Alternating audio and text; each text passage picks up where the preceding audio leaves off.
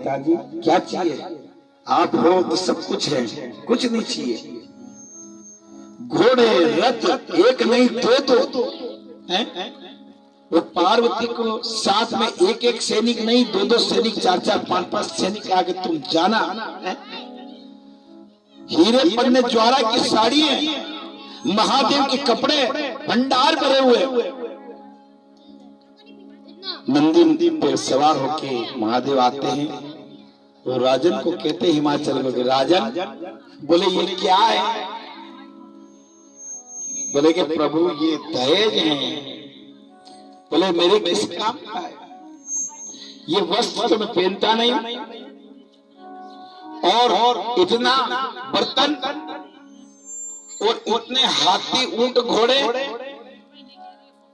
बोले कि हमारी तो सवारी नंदी की है, और हमारे जो बरात है ना वो तो आंख नीचे के कैलाश पर्वत भूत है। पट इनको किसने चाहिए साधन?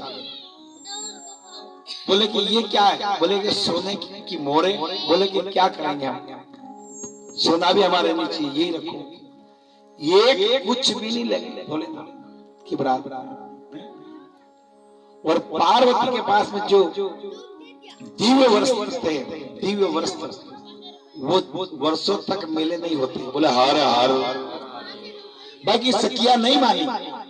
जो दहेज में आया था वह गांठ बांध बांध के और नंदी को कहा कि मैया क्या एक ही वस्त्र पहनेगी? हम सारे तो लाए ना।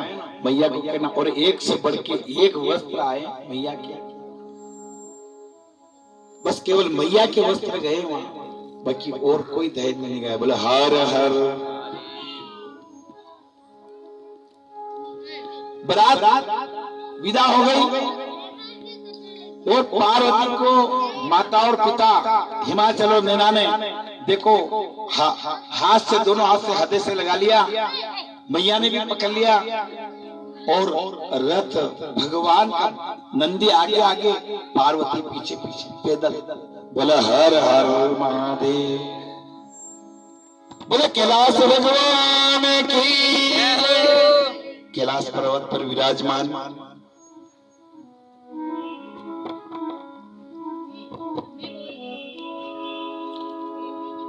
बहुत समय बीत गया। भगवान भोलेनाथ और पार्वती इतना समय बीता, आनंद पूर्वक कैलाश पे रहने लगे। धीरे धीरे धीरे धीरे पार्वती मैया ने कहा कि स्वामी प्रभु, हे भगवान। भगवान भोलेनाथ ने कहा कि कहो। बोले क्यों नहीं आज वन विहार चलते हैं? और भगवान मंद मंद मुस्काए, कहा कि चलो। जैसे ही आदेश भगवान का हुआ, पार्वती 16 श्रृंगार और एक वन विहार गए जहां भगवान की माया का कोई पार नहीं है। भगवान भोलेनाथ ने अपनी माया से एक वन की उत्पत्ति करी। नाना प्रकार के सुगंधित पुष्प और एक कुशा का आसन के ऊपर पार्वती बैठी है और मृगशाला के आसन के ऊपर भोलेनाथ बैठे हैं और माया रचा रहे हैं। कभी पार्वती छुप जाती, भोलेनाथ ढूंढते, और भोलेनाथ छुप जाते तो पार्वती ढूंढते। छुपा छोली का खेल खेल रहे। जब भोलेनाथ बैठे तो पार्वती ने आके आंखें स्वामी की बंद कर दी। जैसे ही बंद किया, भगवान समझ गए और आंखें बंद करी पार्वती ने, और भगवान के नेत्र से जल टपका, आंसू टपका। उससे एक पुत्र की उत्पत्ति हुई जिसका नाम अंधासुर। बोले अंधासुर राक्षस की। क्यों? कि भगवान के द्वारा अंधासुर राक्षस का उत्पत्ति हुई। अब अंधासुर, भगवान भोलेनाथ ने कहा कि ये बच्चे की आवाज किसकी? पार्वती। हे देवी, ये कौन बच्चा ऐसा है जो राक्षस जैसा हंस रहा है? और धीरे देखते देखते बालक बड़ा हो गया, 5-7 साल का। राक्षसी गुण। पार्वती को कहा कि कौन है? कि स्वामी ये मेरा पुत्र है।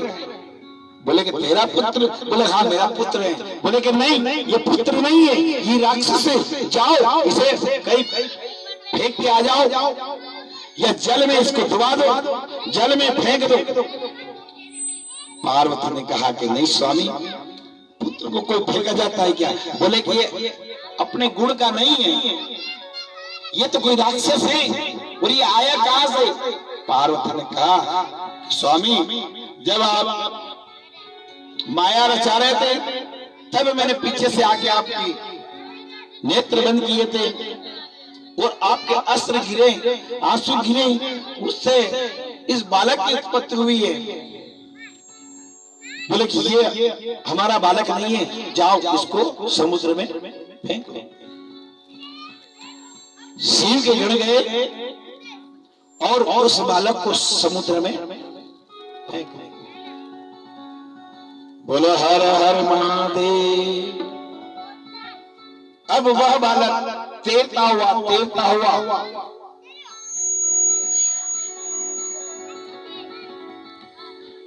हुआ समुद्र के नीचे पहुंचा। पहले धीरे धीरे वह बालक है। और वहां पे कौन रहते थे? हिरण्य और कश्यप दो भाई थे। देखो ये कथा कहीं सीधी चलती है शिव पुराण, कभी उल्टी चलती है। क्योंकि शिव पुराण में जब आंखों से अंधासुर पैदा हुआ, जिसका नाम अंधासुर है, अभी इसको समुद्र में फेंका तो वहां मरीचि के पुत्र कश्यप थे। कौन थे? और कश्यप के दो पुत्र थे।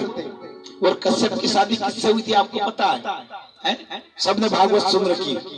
कश्यप जी थे, कश्यप ऋषि, उनकी 10 कन्या थी और दिति विहिति, और ये दोनों हिरण्य और कश्यप की पत्नियां थी और हिरण्यकश्यप के 2 पुत्र थे। और हिरण्याक्ष और हिरण्यकश्यप, हिरण्याक्ष को भगवान ने भागवत में 12 अवतार में इसका वध किया। जब भगवान ने 12 अवतार में उसको मृत्यु के घाट उतारा तो हिरण्याकश्यप बड़ा क्रोध में कि मेरे भाई को मारने वाला कौन है?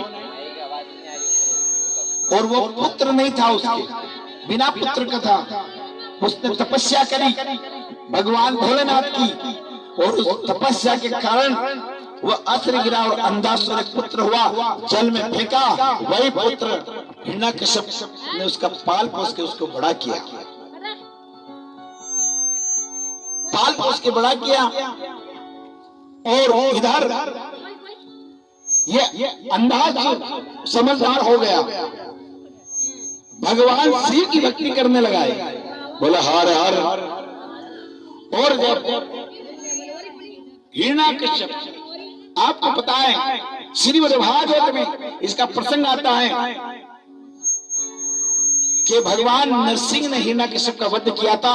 और इस अंधासुर ने सोचा कि मेरे पिता को मारने वाला इस धरती में, इस भूखंड में, इस 14 भवन में कौन है? मैं उसका बदला लूंगा और मैं उसको जीने नहीं दूंगा, मृत्यु के घाट उतार दूंगा।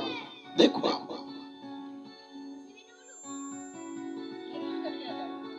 मेरे पिता जो किसी स्थिति में नहीं मरे, कोई राक्षस असुर नर नहीं मार सकता है, भगवान साक्षात विष्णु नहीं मार सकता है। मेरे पिता को मारा किसने? उसका बदला लेने के लिए इसने घोर तप किया 10,000 वर्ष तक इस अंधासुर ने। और अंधासुर ने घोर तप करके और ब्रह्मा जी को प्रसन्न किया। किसको किया? ब्रह्मा जी महाराज को। देखो ब्रह्मा जी से कुछ लेना है शक्ति तो तप करना पड़ता है, जप करना पड़ता है, तब ब्रह्मा जी प्रसन्न होते हैं। ब्रह्मा जी ने कहा त्राय माम अंधासुर, बोल क्या चाहिए? अंधासुर ने कहा पहले जल लो हाथ में, संकल्प छोड़ो। ब्रह्मा जी ने कहा कि असुर है, कुछ भी मांग सकता है। बोले कि नहीं, मैं तुम्हारी तप से प्रसन्न हूं, भक्ति से प्रसन्न हूं, मांगो अंधासुर, क्या मांगो। अंधासुर ने कहा कि मुझे ऐसा वर दीजिए कि मुझे किसी के हाथ में नहीं मरूं। ब्रह्मा जी ने कहा ऐसा तो हो नहीं सकता, जो जीव जन्म लिया उसकी मृत्यु तो है।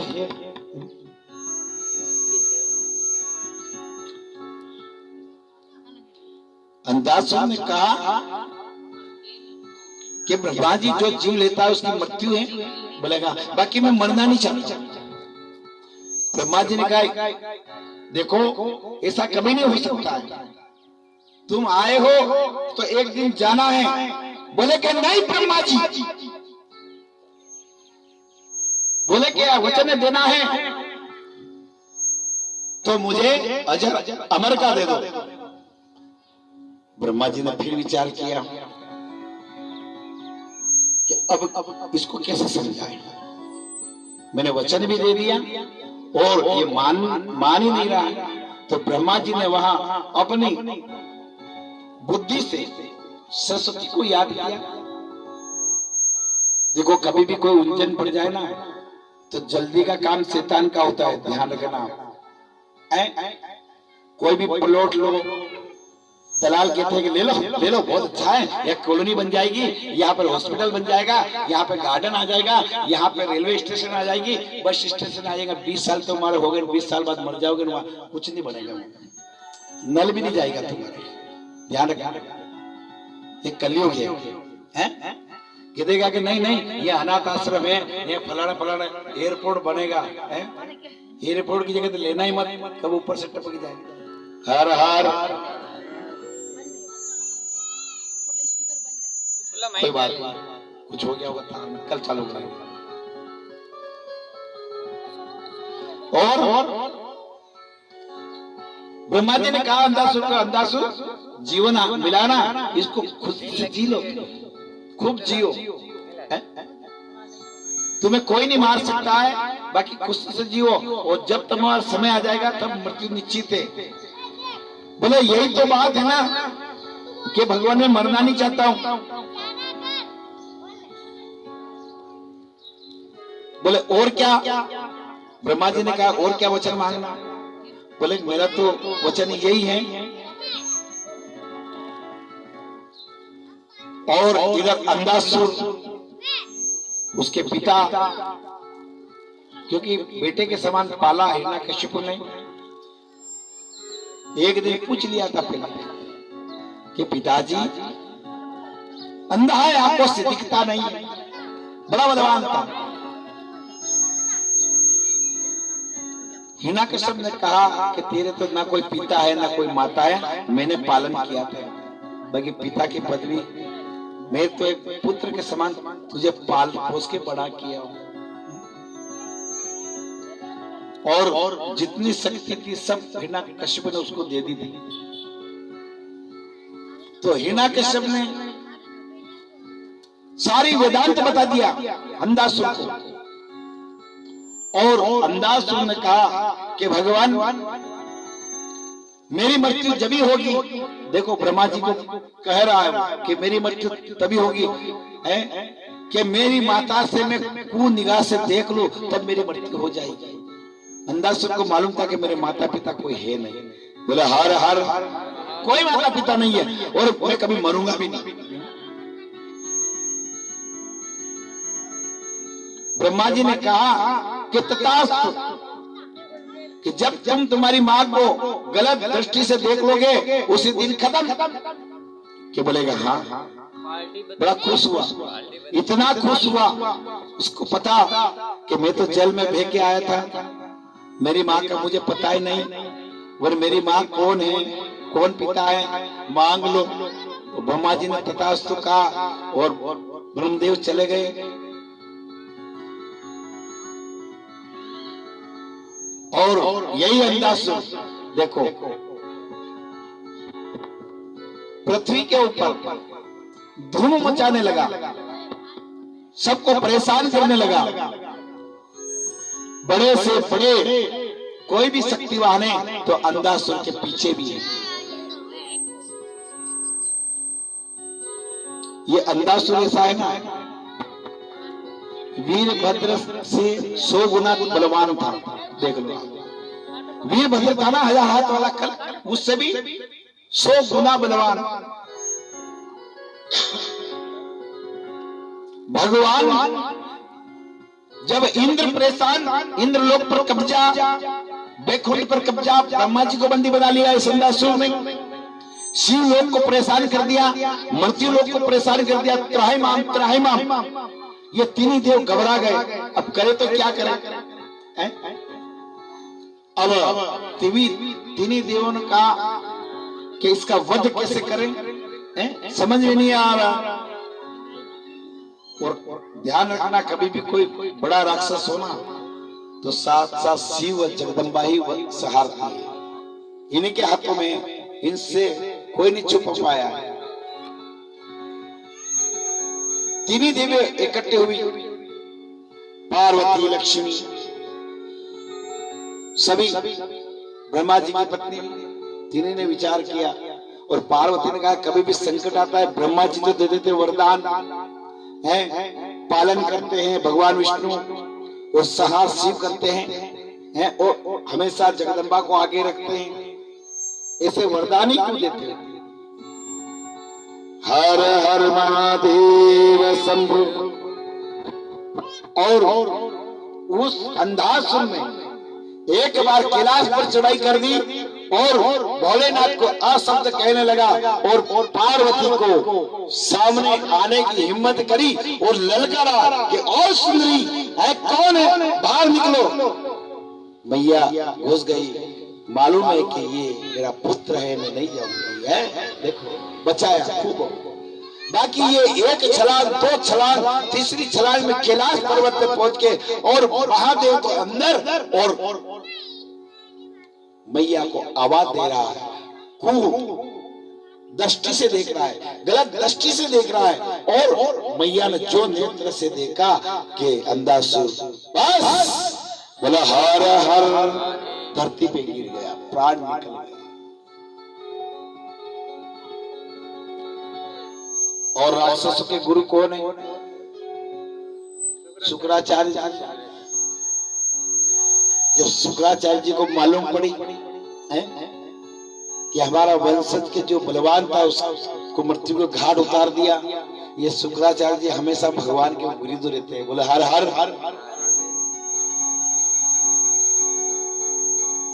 कल तो हमें एक, आपने भी सुना होगा कि नारद जी के गुरु हैं, रात को हमने भजन में सुना, वो कह रहे हैं, हम सुन रहे हैं, हम बात नहीं कर रहे। बाकी नारद जी जो ब्रह्म ऋषि है, ब्रह्मा के पुत्र हैं, जो जगत के गुरु हैं, वो मानव जीवन में मृत्यु लोक में जन्म लिए हुए उसको कभी गुरु नहीं बनाएंगे देवता। बोले हर हर हर। क्या नाम बताया था कल किसी कलाकार ने नारद जी के गुरु? बद्रीलाल सकल, कालू कीर। अब कालू जो कीर हैं, समाज से कीर हैं, समाज तो बाद में बनी। नारद जी को ज्ञान तो उसके पहले का है कि नहीं? ब्रह्म ऋषि कौन है? ब्रह्म ऋषि, ब्रह्मा के पुत्र, गोदी से पैदा हुए, 10 दिशाओं में नारद की विजय कोई साधारण नहीं है। और ये कालू कीर तो इस पृथ्वी पे जन्म लिया उसने, वो क्या नारद को ज्ञान देगा? क्योंकि शब्द ऐसे है ना, कहीं गलत शब्द सुनने आ जाए तो वो पाप का भागी होता है। बोले हर हर, कुछ भी कह देंगे कलाकार आपको। उस बात को आप वेदांत तक जाओ, वेद में घुसो, नहीं तो शिव पुराण में घुसो। बोला हर हर महादेव। ये मालूम है कि कालू कीर को ज्ञान देने वाले साक्षात ब्रह्म उस गुरुकुल में गए, ज्ञान को प्राप्त किया, और उन्होंने भगवान की आराधना करके भगवान को रिझाया। भगवान के पहले नर नहीं है, पहले प्रभु है, ब्रह्मा है, सप्त ऋषि हैं, सप्त पुरिया हैं, सप्त धाम हैं। वो जीवन के भी 7 दिन है, शिव पुराण के भी 7 है, भागवत के भी 7 है। भगवान पार्वती ने भी 7 वर्ष में की उम्र में ब्याह हो गया था। बोले हर हर हर कन्यादान।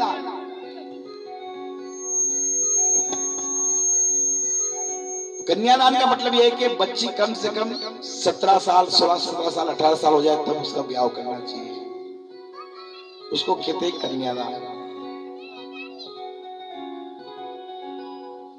बोले भोलेनाथ भगवान की। अब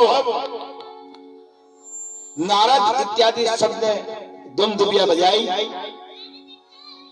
आसमान से फूलों की वर्षा हुई, देवता लोग खुशियां मनाई क्योंकि अंधासुर मृत्यु के घाट उतर गया। इधर शुक्राचार्य जी अपने माया चलाने का प्रयत्न किया कि मैं संजीवन से इसे जीवित कर दूं। बाकी भगवान ने वैकुंठ धाम में मालूम पड़ती है और सारी जो सिद्धियां थी गलत जगह इस्तेमाल करने से वह सिद्धियां शुक्राचार्य की चली नहीं।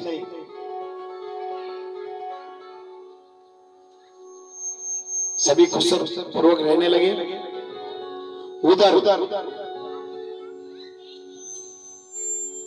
कश्यप जी ने फिर तपस्या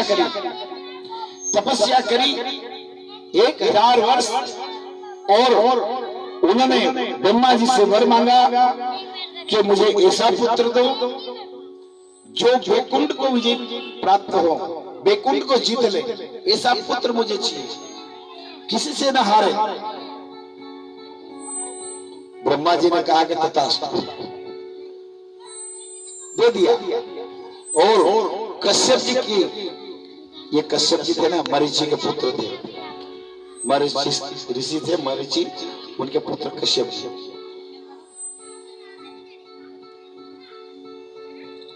और कश्यप जी की जो पत्नी थी ना दिति, अब ब्रह्मा जी ने एक पुत्र दिया जिसका नाम हुआ व्रजान। व्रजान ने घोर तपस्या करके वैकुंठ को जीत लिया। देखो आप, वैकुंठ को, छोटे मोटे लोग ये साथ तो कहीं नहीं लगे, वैकुंठ को जीतना बहुत बड़ी बात है, जहां साक्षात भगवान विष्णु रहते हैं। इंद्र को पकड़ के कारागार में बंद कर दिया।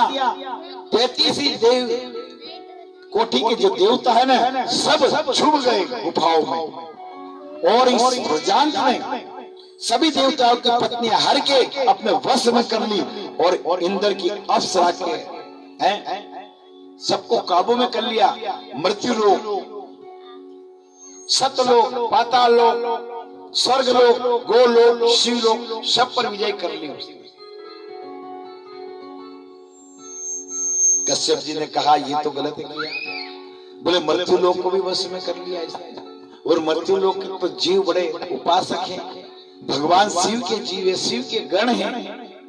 जो मृत्यु लोक में जन्म लेता है ना, मरता है ना, वो शिव के गण हैं। बोले हर हर हर। क्योंकि भगवान ने अपने मृत्यु लोक में पहुंचाए ना, तो यही मरना और यही जीना, यही स्वर्ग यही नरक। जैसे आप कर्म करोगे वैसे आपको फल मिलेगा इस मृत्यु लोक में। यूं जी के अपने प्राण निकल के ऊपर चले गए। वहां तो एक धाम है, अपने जाएंगे, सफर है। या जीवन में 4 धाम नहीं करेंगे ना, ऊपर एक धाम है मृत्यु लोक, नीचे स्वर्ग लोक ऊपर, और उसके बीच में है ना एक नरक, वो सजाओ की।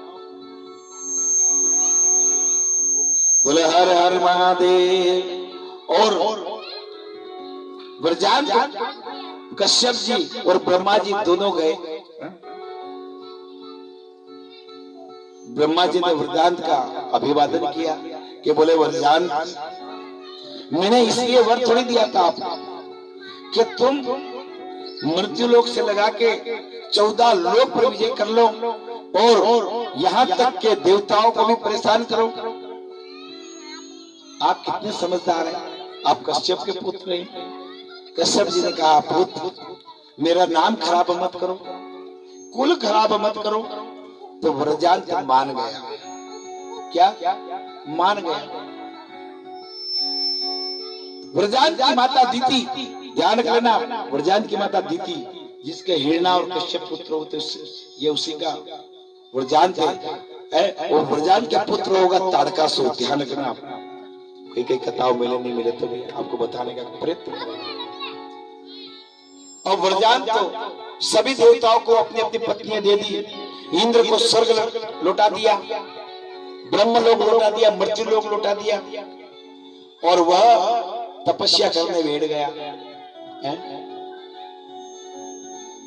अब व्रजांत की पत्नी थी, व्रजांत की पत्नी ने सोचा कणिका ने कि बोले मेरे पति जहां राजा बन के बैठे थे वो तो भक्त बन गए, और उसने गौर तपस्या करी।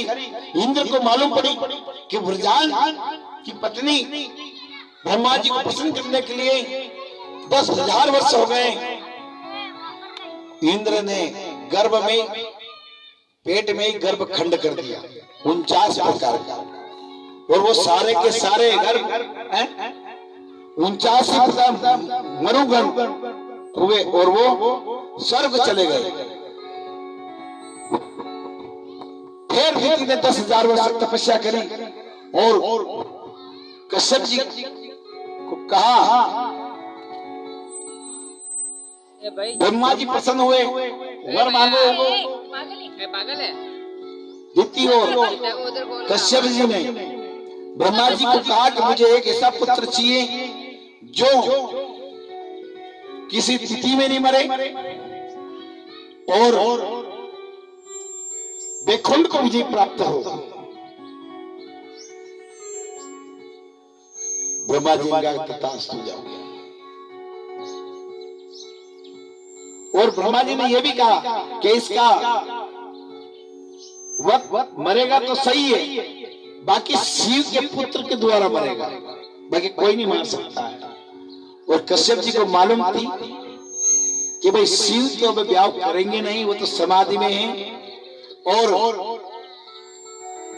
बोले कि ये वचन हमें मान्य है। बोले शिव तो ब्याह करेंगे नहीं, सती से रूटे एकदम, इतना प्रेम था कि मना ही कर दिया उस समय। ब्रह्मा जी ने